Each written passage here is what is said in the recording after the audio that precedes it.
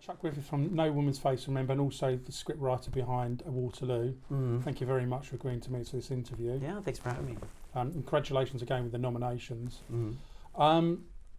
So really, it's why did you just? I know you've got a portfolio of work, and you've got planned work, but what in particular drew you to No Woman's Face? How did that come about? Well, it was funny because I would say about 5 years ago, I sat with my producing partner, Lou Peterson. Yeah. And we were talking about creating some kind of story around sort of what's going on the internet today with, the story is about a woman who ends up going on an online sort of video escort service, yeah. right? Which is somewhat of an homage to Paris, Texas. And we were talking about just this idea of entitlement with sort of the millennial generation coming out of college, and what's going to happen with some of these millennials when they get out into the real world, unprepared for what kind of the hard knocks that life throws at you without a mom or a dad around. And it was just sort of interesting around the disparity that you kind of see, but also sort of an empowerment with women who choose to do that as their job, but they're not on the streets. They're not, they're not being prostitutes. They're basically there to model and be a form of entertainment. Yeah. But how does one get there? Well, this is speaking personally because, as you know, I've seen the film a few times, and one thing I remember stood out for me was when they all agreed to video, but to me, the girl that hadn't done it before, the naivety behind it, and because I'm thinking, as soon as you're videoing this, it's all over the world potentially, isn't it? Yeah. But that was, for me, the bit that I found difficult to. I mean, you obviously wrote it to be that way, that she just didn't seem to understand the implication of what she was doing. I mean, obviously, they're all part and having a good time, they get sucked into it. Right. But that darkness behind that was actually quite intriguing for me, and that's the best part of the film, that particular character. So obviously, I know you wrote this to be that way. Sure. And then, of course, the end, I don't want to give too much away, because obviously I know what happens in it, but how did you decide to write to be that way? Because that naivety that came across was obviously deliberate. You're the filmmaker behind it. So right. How did you sort of come up with, like, look, we've got to show this, and is this girl in particular really understanding what she's getting involved in? Right. Well, for my first feature, Thank You Goodnight, back in 2001, was before internet streaming, before so everything in terms of distribution was really. The decision on it was on VHS cassette or, shipping costs, right? Trying to acquire the shipping costs. And then we advanced so quickly into the digital streaming era, right?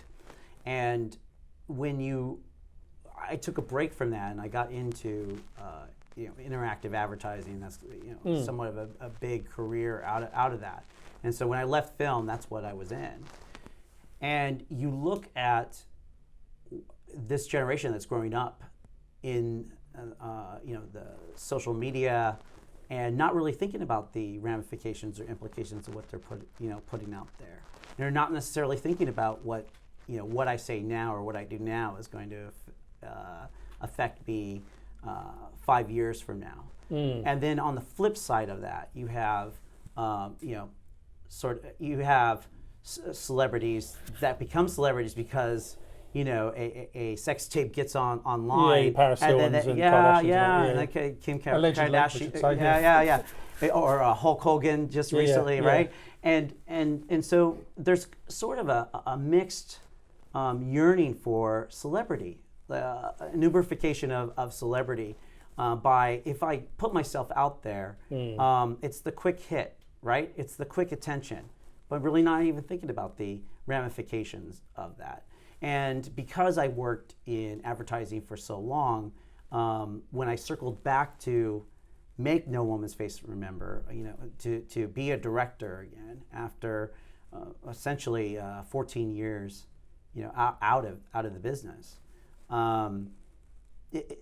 there was a combination that I wanted to strike between the behaviors and things that I've learned out in the advertising space and just what people will do online, and the passion that I have for film and just telling a good story. And did you the fact they were set in a trailer, which is remote, and yet they're connected to the World Wide Web, so was that deliberate? I mean, what I'm trying to get at is the impression from me is because you could have shot that in a hotel room in the middle of some suburbia or in Las Vegas or whatever. Sure. But you're not. You're completely remote there, aren't you? Yeah. But the fact they're suddenly hooked up to the internet, was that taken as being part of the story? Was that something you wanted to get across in the film?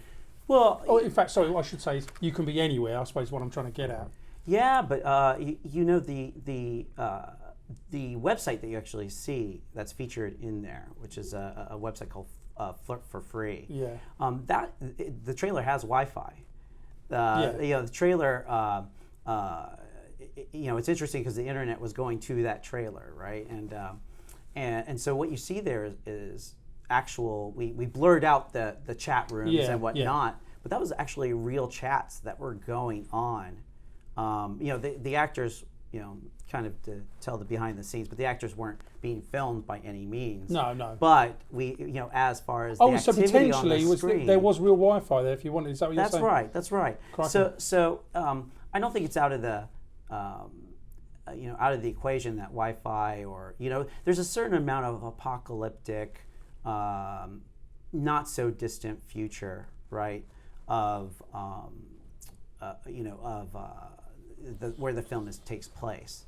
And so what was important for me was to tell the story around kind of the inspiration, which was The Tempest, and the line being "No woman's face remember," and she goes through they talk about the Tempest and talk as they're getting high and just kind of reminiscing about high school days and whatnot. And so the idea here is not a deserted island, but a desert island, and that was really the need to have this kind of contained, tight environment where there's a sense that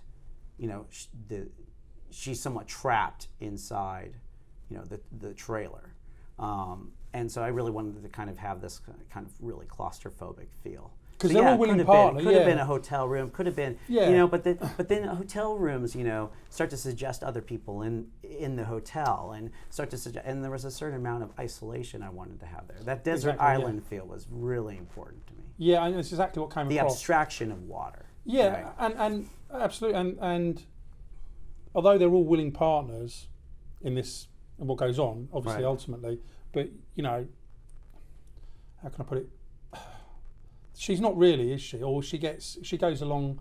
I suppose she has a few drinks and drugs, and she just gets taken along with the whole experience, I think. But I could already sense the regret was there even before they started getting into that. What happens towards the end of the film. In terms of participating, I guess is what I'm saying. Yeah, I think the thing about Chloe is she is being brought into that story or being brought in the triggers of her high school glory days, right? And she's has this boyfriend, which is essentially, we played with sound a lot in the short. When Brendan Healy, who plays, oh gosh, you're gonna have to cut or think about that. What's his name? Chloe, Kat, and do you know, I can't remember. This is where the nerves are because I will blank it. I'll smooth the transition into the film. I'll cut this bit. Yeah. Brendan plays Don't worry, we can. You know what? I'm gonna walk out in a minute. I'm gonna walk out, and you're gonna. Hold on, I feel like I should just look it up. What was it? There's only 3 characters in the freaking movie. I know. Brendan plays. Oh gosh, why is it just escaping me? I do it all the time. Let me just look it up. I'm sorry about this. That's all right. No, honestly. No problem at all. I know you're Bernie. As you Oh, said, it's Bud. That's I right. was going to say, do you know what? I was like, it's symbolic. It's symbolic. What is it? I It's almost Bud. said- I almost Oh said- yes, I almost that's said right. Brad then, It's 'cause Bill it was because Brad it was was a the Billy Budd reference. Okay. Anyway, all right. So let's just go right back to that. What was the question again, Steve? Well, it was that I felt she went along for the ride, but I thought from the off, although she agreed to what was going to happen with the three of them, her heart wasn't really in it, or she regretted it early on. You know, well the other two were more up for it. You know, Well, yeah. I mean, but she was saying yes, but Yeah. did she really mean yes? yeah, but Cat and Bud are really, if you look at the positioning, right, and kind of what's going Yeah. on in the way that I blocked it, was that Cat is on one side and Bud circles around and as she's doing her monologue, and so the two of them are just kind of kind of bookmarking Chloe as she's saying her monologue, and she gets this kind of twinkle in her eye. She's starting to really get into this kind of performance mode, right? And so I don't necessarily think that she was really gun ho about. No. But, they get her high, and they really put pictures of her in her head about what could be, what can be, right? And Bud, who was played by Brendan Healy, he really that character is sort of a surrogate Prospero with his bag of tricks, right? Oh, he's He quite just brings- manipulative, isn't he? yeah, and he just he kind of summons these sounds. He talks about Venice Beach, and you can hear the seagulls in her head and the waters, and so in a way that kind of brings her in. And then when we cut to the actual the three-way, there's a certain fascination. I mean, of course, at that point, you sort of, we break the line in that scene. We're really focused on that claustrophobic talking Chloe into doing this, and then we just flipped it. We flipped the camera completely over, to have her get pulled in, and there's a certain amount of curiosity, and so I think she was certainly playing with it and kind of seeing what would happen, but again, not thinking about those, what The ramifications. what are the ramifications, Yeah, right? And I suppose if there was ever a feature to come out, come out of this, I was always fascinated in taking that story a little bit farther along, because then you can have maybe a Boogie Nights tale of regret, or what would the implications be. But I'm actually very satisfied with it being also as a short, because at the end of the short, I really feel that she makes an empowered decision, an informed decision, without any kind of drugs or substances. She kind of puts that away, and so I'm giving away the ending for you, Steve. Well, it's a double-edged sword for me. I think when I talk about film with filmmakers that do shorts, but I could easily see this being an expanded project. There's no doubt about it. Yeah. But the beauty of shorts is you've got to compress so much into so Yeah. little. And I know filmmakers are always talking about keeping it lean and trying to keep it flowing. Yeah. But I think the difference for me, the beauty of short films is you haven't got a choice. You've got to get everything in there. Yeah. So it's got to be super lean, which is the advantage. And I suppose with a feature, the advantage of that is that you can expand on the story. Yeah, but I would love to do the funny thing is that I would love to have a scene, if I were to do a feature, where she is recognized in, like, let's say, they talk about Los Angeles, and maybe she makes enough money to become a model, and I thought in my head of what the story might be, and Chloe goes down to Los Angeles and becomes a model in those model farms, which actually do exist. I mean, Really? there are these places where these entrepreneurs put all these models into a big house in Hollywood Hills, or more likely North Hollywood, or in the Valley somewhere in San Fernando, and they just have all these different rooms, right? True Detective season 2 actually kind of showed a little bit of that, but I always thought it would be interesting to have, let's say Chloe was out meeting a friend for a drink, and just some kind of creepy pervert comes up and starts talking to her because he's a fan. He's seen You it. know what I mean? And how would she even respond to that? Ooh. Right? I just and how does one even get out of it? Right? If the money is so good, and really at the end of the day, it's not physically harm, right? and I don't have to say that there's actually any amoral or immoral choice in doing that kind of work. But what would be the, when you hit 10 years later, where do you go from there? Well, what do you do? That's the trouble, isn't it? Yeah. And that albatross is always around your neck because it's out there, as we all know. Right, you're branded. Yeah. Right, like, and that's, I think, somewhat of the point that I was trying to make around the ad agency work is that, you're just branded. You're out there and you're branded, and you can't change that. You can't ask Google to just erase everything, right? And so it would be an interesting story to explore. Oh yeah, and the performances are quite intense. So I'm guessing when they're coming in, when potential actresses and actors are coming in, are they going to have to dig deep to do this film because it's quite intense? How did you find the right people? And when you said to them, here's the script, this is what we expect from you. Did most of them accept anything bulk of that? And how did you find the right people to take the role? The three you ended up with. Yeah, and not only that, nudity is always a really sensitive thing to do, particularly in a short film, right? It's just really, it is a challenge because you have to put that out there when you're casting, right? And we were a SAG film, and it took 4 months to do the casting, and it wasn't because it was a week. It was that I was flying down. I'm home based in San Francisco, and so I'm flying down to Los Angeles on a Friday, doing casting on Saturdays and Sundays, and then flying back up for 6 weeks. It took us a long time to find the Chloe character, and who we ended up with Angelica. She just really brought a fantastic method to it. But one of the big things that I asked actors to do is to be off book at the audition. That they couldn't come. Any actor that came in and just read off the script was actually completely disqualified. I wanted them to come in off book. So they've got to. When you say off book, does that mean they've got to give you something that's nothing to do with the film? No, it's that they have to come in, memorize the line. They have to come in with the pages that were sent out for the audition, and they have to come in memorized. Right. Okay. And then they also they come in with strong choices. But what I tend to do is I tend to give them counterintuitive direction to see if they'll work with me. And then because it's only 3 actors and the chemistry had to be so strong, spot on that once we had selected who was going to be our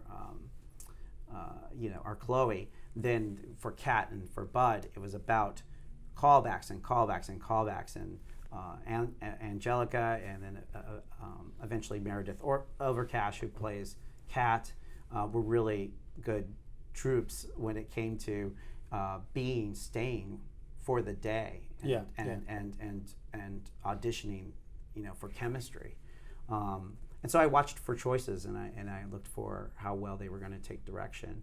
And then we rehearsed quite a bit for the first week. We rehearsed, and for about 3 days we rehearsed in a theater, and I taped the ground, and I said, you're going to be able to sit here and here, and we even rehearsed, the sex scene. The clothes are on, but, but to just get them in the comfort zone, because it is it's sensitive to be having that kind of that scene, and you don't want it exploitive, and you want the chemistry there, and you want to make it believable. So and you have very little time to shoot on a shoestring budget for a short, right? So it's the comfort had to be there right away. And what's interesting, you just said you did you say you rehearsed in a theatre? Yeah. Now that's a filmmaker that was in London said exactly the same thing. And what I never got to the bottom was of why he done that. But can you explain what is it? Because it does help get them into character. I assume it must do if you can shoot in theatre, because it's for a performance on a stage, ready to go into camera. Is that the reason you've done that? Well, I think for actors, the stage brings a certain amount of mental model or mentality for actors to be rehearsing on a stage. Yeah. When you're on a stage, you're just, for an actor, you're supposed to be acting. Right. I could put them into a room, right, an audition room, which we did for for auditions. But when it came to actually rehearsing, we picked a small little indie theater space, with the stage floor, and I think that kind of brings that out. But also remember, it's important to remember that the title and the film is really the template is Around the Tempest, and to give that kind of to give that feeling, because we didn't know really quite how much space we were getting with that trailer. With those the actors, we didn't get to rehearse in a trailer. Well, so you turn up to shoot the film, you've got the trailer, but it's only really when you're sat and you're thinking, right, hang on a minute. Yeah. This is the space, and this is a small space. Oh, it's incredibly small. We can see space. that, obviously. Yeah. But there was a little bit of John Cassavetes' inspiration in terms of how we were shooting, and if you notice, like the scene when they're really trying to talk her into it, that there are no cutaways. We keep the camera, and that was really rehearsed by the actors. And I told them I had already done my shot list before we went into production, and when we were rehearsing, I said, I was actually kind of a rough director on these actors, because when we were rehearsing it, I told them it was going to be one take, and every time they flubbed a line, I actually said we had to go right back to the beginning of the scene. And it's a rough, about 4 pages of dialogue. So by the time that camera got in, and that camera was in, because we shot on a Black Magic 4K with Zeiss lenses, and it's really in their face. Yeah. But it paid off, and I was really keeping it kind of, on the set, just really shouting at those actors and just going back to one, back to one, back to one, until we got that all in one take. And how long was the shoot? How long did it take? 2 days.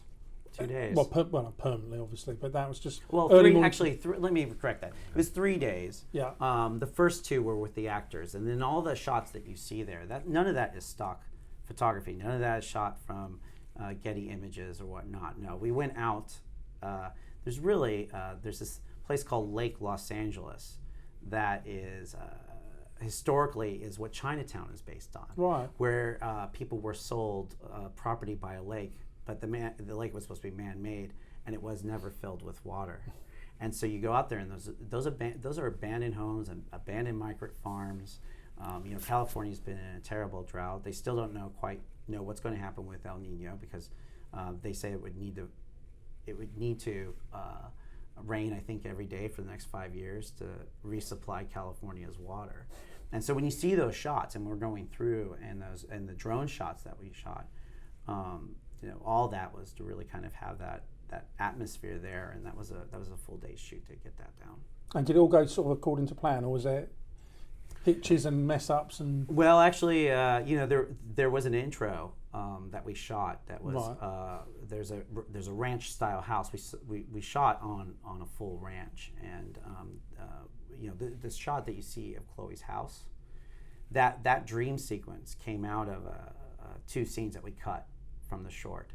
There was something going on that I learned to be more economical in my writing this time around, and there was something about it just feeling a little too Beverly Hills 90210. It was a scene where Bud comes up on the motorcycle and picks her up from a fight that she's having with her dad, and I just felt like all that was just really superfluous. Let's just get them right into that trailer. Let's get that creepy claustrophobic feeling, and then let's expand it out. And so so out of that whole thing, and we were also shooting towards the end of the shoot for the first 2 scenes of the movie, which I would never recommend to do. I would never recommend to do that. Well, so you weren't you had shot in chronological, but then at the end you went back and is that no, we what didn't shoot in chronological. Right, okay. Actually, yeah, and so we had put those 2 scenes, the intro scenes, with her and her dad fighting and all that, all up front.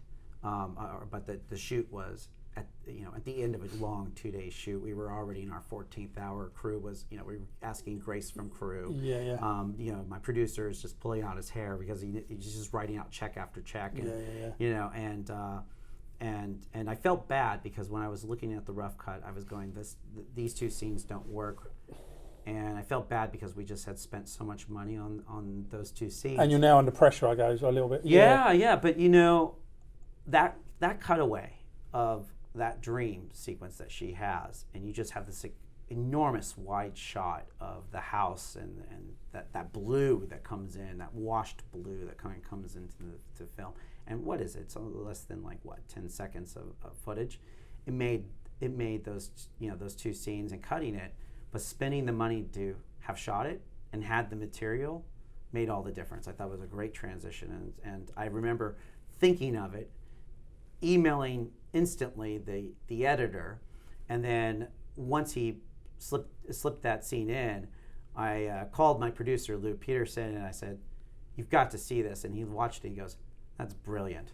That makes the $5,000 we spent or $10,000 we spent on those two scenes well worth it." Fantastic. Production value, you can't get that back, right? No. Better to have shot it and get 10 seconds of frame than nothing at all. And how much when you're working against the script, how much of that actually did it all?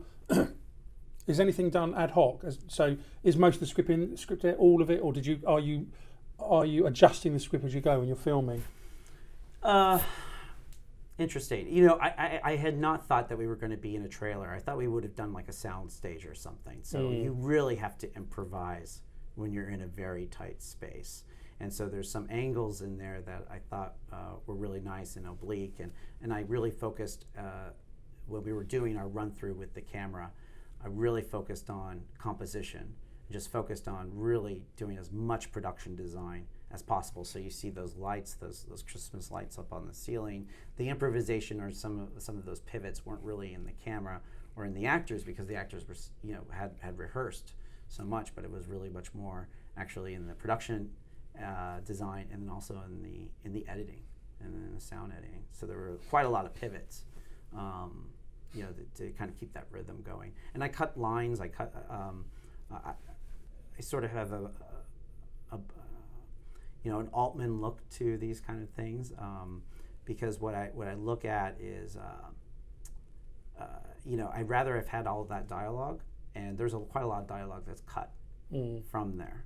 And we also had lav mics on everyone, so we could ride the soundboard and pull people's lines in and out, and it's somewhat of a technique that Bob Altman did for Gosford Park. He wired everybody, and so that's something that I played with as well. If I heard a certain line or something that was said in post, and try to bring that out a bit. Right. So is that not like cross-talking, is it? Or is it stuff you want necessarily planned to hear, but suddenly you're like, hang on a minute, no, that's good. Yeah, exactly. Right. And how do you balance all this filmmaking, with your, I don't say your day job. Oh, it's my day job. But but how do you do all this? Because you've got obviously an incredibly busy life with your career, and you're a filmmaker. Yeah. And I already know filmmaking is a bloody hard thing. So you've got a task of having a career and a task of being a filmmaker. But how on earth do you find time to do all this? Well, I wouldn't recommend it really to be a marketing executive, in a fast-paced Silicon Valley tech company, and then take your PTO, your personal time off, and go on vacation by making films. It's exhilarating because it really tries to make you. I think in a way it forced me to delegate. And I think a good director also, as much as you may have a vision, it is a team effort. And so I really actually used the internet to its fullest capabilities. I was doing art boards in Pinterest. So I would be in San Francisco on my weekend, picking through Google Images the feel for my production designer and my cinematographer, and I would just put it on a private board on Pinterest, and took palettes from other films as well, and shots from other films. And so there were live shots of Bakersfield I was pulling in. There were scenes from different movies I was bringing in, particularly influenced on Paris, Texas, and just sharing as much as I could over the internet. And so that empowered my production designer, and always have a good, having good keys is very important, and so having them go out and scout and look for things and being efficient in terms of my time as well was like a mutual you try to use as many tools as you have in your wares, and So- which is quite different than back in when I was making my first film. Right, there was no Pinterest or throwing up boards and being able to communicate or do my shot list was in Google Docs, right, and I marked everything for every lens, every angle, everything was in that shot list on Google Docs, and then we just collaborated and put comments on. Oh, and it's stuff. fantastic. And We use Google Drive all the time. Yeah. So yeah, having the day job, it's interesting. I think it's somewhat. I work in digital marketing, and you have to say a lot in a very short amount of time, right? If you think about ad banners that you see, or social media ads or whatever, right? It's the Twitter. It's the communicating in 140 characters or less, right? And so you have to be somewhat really economical and effective when you're being a filmmaker. And so it forced me to do that. And I'm quite happy with how everything turned out. But can this carry on? Because I mean, I know you've got other projects. We can talk about Waterloo, which is your script at the moment. Yeah. But is there a point where you're gonna be so busy with producing or putting together other projects that there must be so many demands on your time? I mean, I'm still surprised you can spin these plates. Yeah, well, I don't have children, so that actually probably alleviates a lot of free time, I guess. Okay. But no, I think there will be a time. I mean, I've gone out. I went out to Hollywood when I was 21, and then got caught up in the interactive business and working at Disney online and stuff, and then went off and started a company, an online branding agency, and then sold it. And then I decided to take my earnings from that, moved to LA, and make another movie. And I had a movie, had a representation, but I was pretty young. I was 25 years old in Hollywood, and you didn't really have online reels, or there was some of that, but the agencies or the studios weren't looking at online reels, right? They were looking at videotape, and they were looking at what your distribution. Now my feature's up online. People can rent it. Where Lou and I are getting together and actually we're going to combine a short film that he did that went through a festival circuit, and then we're going to combine No Woman's Face Remember and look for a couple more short films that are somewhat tonally in the right space, and we're going to put that together as a compilation and then rent it out. Right. Yeah, so we're going to do some distribution, to try to give that model, because it is such kind of a racy, controversial. It's not the easiest short to be putting on YouTube, for example. And that was intentional. Yeah, I mean, it is. It is. Yeah, it's quite. So it's not tough for you. I didn't find it tough. I really liked the film, but I can sort of see where you're going with it, because it's quite a difficult film in terms of its subject matter. Yeah. And I know there's only 3 characters in it ultimately, but it's the way the story's told is quite dark. Maybe Right. it's quite dark. Right. So yeah, it's not your I say common and garden film, and I don't mean that in the next. I mean it's a good thing. Right. So, but yeah, I mean you still got to sell it, haven't you? And you Yeah. want to get it out, then people to see it, of course. Yeah. But you certainly don't shy away from it. I mean the story is well told and Thanks. and very well done. But I can see. Yeah, why you might want to do a combination is a good idea, I suppose, because it adds another layer to. Well, it's what you guys do, when you go on tour with your film festival, and how you show all those other films. It's putting the, the transaction, if you can bookmark or be in a collective of short films, and the audience is ready to engage with you on short narrative, right? Yeah. And they're prepared, or the programming's there that. They're ready to transact with the material, right? And it's a less of a commitment in a sense, but it does. I think by having other films that are like your own, and someone spends an hour or 90 minutes watching all these different short films that are somewhat similar in tone. I think that gives a really nice experience for somebody to sit down and enjoy, right, and to think. And there's a place for short films in all sorts of different aspects. And but getting back to what the future holds, I think right now I'm focused on getting some material up to date, and to I call it pregnant with ideas right now on a script a feature script that I want to sit down and get written. And it is hard, honestly, to find the time to do that.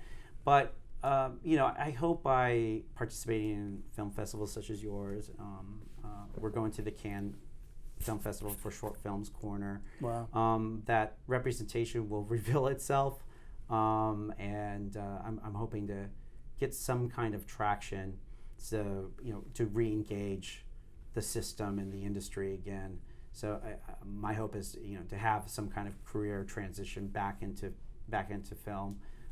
Third time's a charm, I suppose.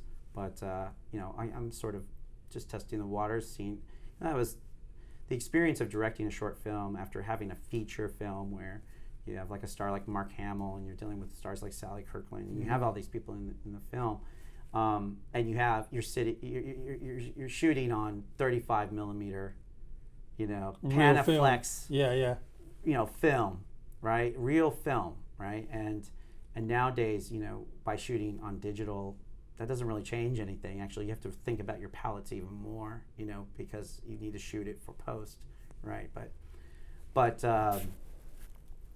it's a fascinating how the technology is there and how I was able to see playback, and I wasn't ever able to see playback because it's instant, isn't it? I guess. Yeah, and so to be a director again, to have that set and have that commotion, and bringing a team together to put an idea out there in such a rapid form. I do it every day in the marketing space, but we'll think about a campaign and then we'll maybe go out live 3 months, 6 months later.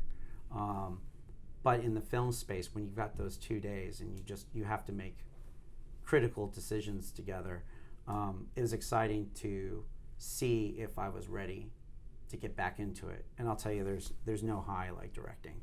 Every filmmaker I've asked the question is, can you ever go back to what you did before? So for instance, if they were accountants or they were solicitors or lawyers or architects, and believe me, all those professions I've spoken to, every one of them said, no way. Yeah. Once you've done this, you can't go back. And they're ones that transitioned to filmmaking from careers. They've never had a career before. They've always had careers in other things. They've never touched filmmaking. Then they go into filmmaking, and then they can't escape it. They've said it's like a drug. Yeah, I mean, it was very tough to leave it when I did, but I just was, kind of fed up with what I was being told as far as like, what kind of films were needed to get made, but I also needed just my own experience and kind of just grow up a bit, I think. And now I'm ready to re-engage, but there's a little bit of on Hollywood's terms and on the industry's terms, and I think I'll be back there. I actually do think that I'll get back into the industry, but I'm really ready to plunge 100% unless the universal lines and someone wants to hire me to start writing or start directing. Then of course I'm going to reevaluate. But there's nothing wrong with having the best of both worlds at the moment. No, right. But I will say, right after I was done directing, like after the 3-day shoot, and I was sitting in my hotel in Los Angeles, and producers and myself, we went up to have drinks, and it was really difficult to think and visualize going back to work in 2 days. Going back into an office, a corporate office. Yeah, exactly, and that's the story I've heard. You see, like, if they've been on the high of doing this film, and suddenly it's,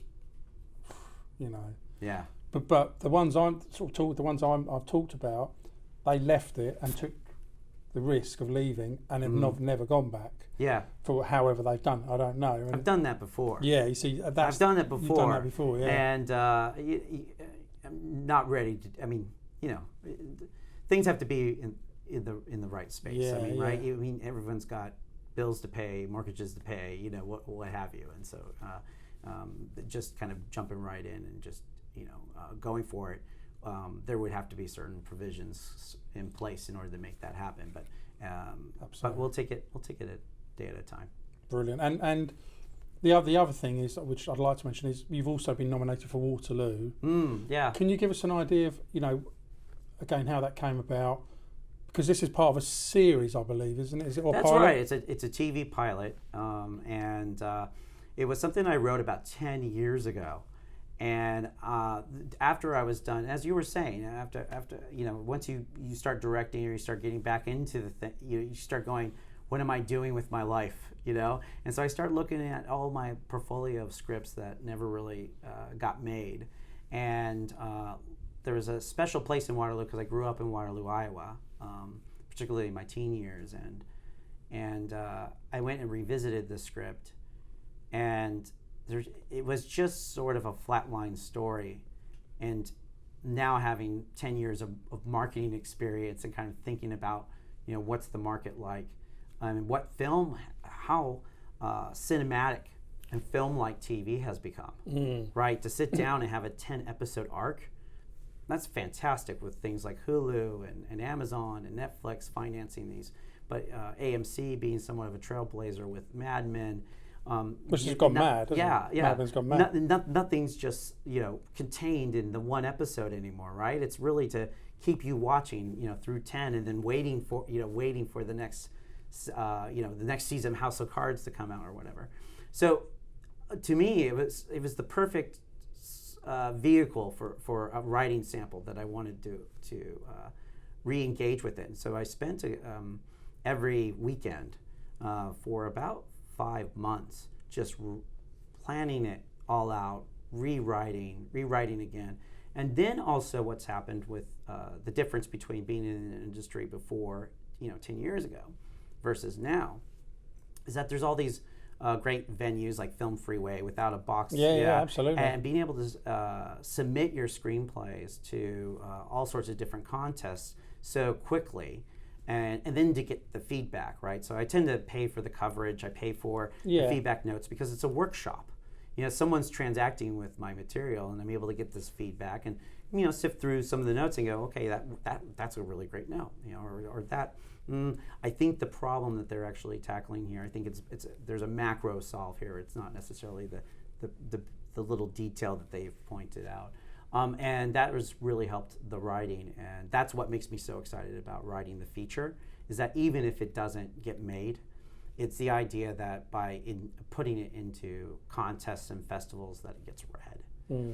But fortunately, Waterloo's been winning some awards. It won Filmmakers Magazine's first TV screenplay contest, won the grand prize. It's nominated at your festival in Nice. Which is really exciting. It just won the American Movie Award for Silver, so it was runner-up for Best Original TV Pilot Screenplay. So that's really exciting. It's really exciting to all of a sudden have these things where the film, a short film in the festival circuit, seeing people transact and being excited about a TV pilot script that I wrote. And the thing is I've actually have mapped out the 5 seasons, already, and getting really detailed in what would the first 10 to 12 episodes be for the first season, that whole arc. You have to. And what's the overarching story? From a binge perspective, oh, I see, right? From a binge yeah. TV perspective, you really have to think way far out to know where you're going. And what is the overarching entire? Can you tell us? Can you encapsulate what the whole idea behind this, where you want to go with this, and what it's about in a nutshell? Yeah, well, if you look at what's going on in the States right now with Bernie Sanders and just kind of talking about the 1%ers, and there is manufacturing and all the other, also from like a Donald Trump perspective, right? The other, these people from the outside that are coming in and taking all the jobs. Waterloo is set in Waterloo, Iowa, and Iowa is the first state, in the primary season for the nomination for both parties, and being somewhat of that centered state and the epicenter of the political process, to me was a really exciting instigator of what I wanted to tell about. A playboy from New York who is a marketing executive, right, with a makeup company, pretty talented. Through a series of events, he grew up in Waterloo, Iowa, left that all behind, and his uncle has handed him an old a tractor company that employs about 30,000, roughly based on John Deere, which is actually we know John Deere really well, which is in Cedar Falls, Iowa, and I grew up around John Deere products all the time. And so, the advertising executive, he inherits this tractor factory and has to decide whether he's going to sell it to the Chinese, which is currently on the docket, or if he's going to take it under, and to transform it. There's an interesting story there about the need for companies to transform to the 21st century, and having been in the last 10, 15 years of internet marketing and in advertising, and having worked in big agencies like BBDO out of New York and BBDO, such, yeah. right? Yeah. So by working with these agencies, I think there is a in order for America to survive and to grow and to evolve, I think it is going to take a certain amount of know-how and knowledge to transition them into 21st century. And there are jobs on the line, and I think that.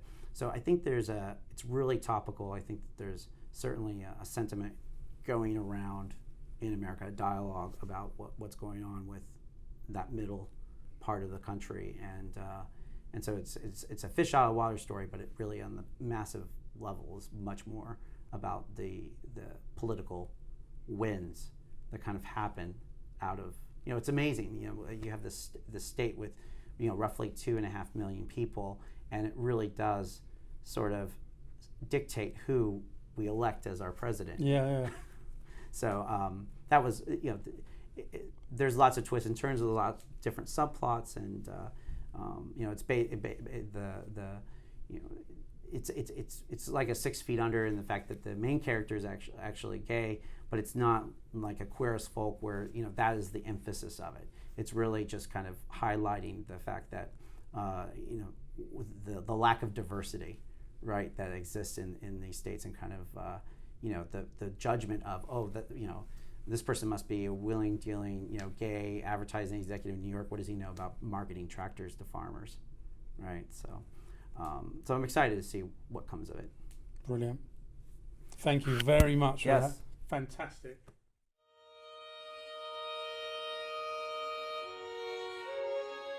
One of my sex. No woman's face, remember. She wants to know if we want to come in and party for a little bit. Lightning and thunder. How much, honey? 25 G's. What are you gonna do with all that cash? I'm way too high for this.